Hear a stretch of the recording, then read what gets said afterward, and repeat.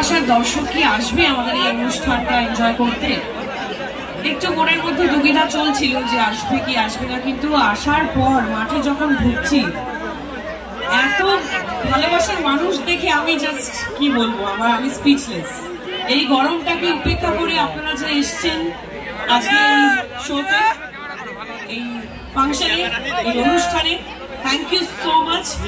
তো এবার আপনাদের জিজ্ঞেস করবো কেমন আছেন সবাই? গরম লাগছে? বিশাল গরম পড়েছে, তাও এখান থেকে আমাদের কলকাতায় আরো বেশি গরম, খুব কষ্ট। তার মধ্যেও আমরা এই বোলপুরে কিছুদিন আগে আমি আমার দেবী চৌধুরানীর শুটিং করে গেছি, আর দারুণ, মানে বোলপুর আমার ভীষণ কাছের জায়গা। অনেকবার অনেক ছবির শুটিং করতে এসেছি, ঘুরতে এসেছি, একটা অদ্ভুত ভালো লাগা আছে এখানে, আর আপনাদের ভালোবাসা অলওয়েজ পেয়েছি। তো শুরু করা যাক।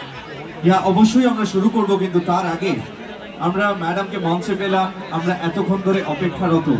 প্রথম দেখার পর একটা ওয়েলকাম তো জানাতেই পারি, একটা হাতের আওয়াজের সাথে। একটু জোরে হাততালি কি আমরা পেতে পারি সবাই? দেখুন, আমরা প্রথমেই বলেছি আমরা যা চলচ্চিত্রের পর্দায় দেখে থাকি, বসে আছেন তারা হচ্ছেন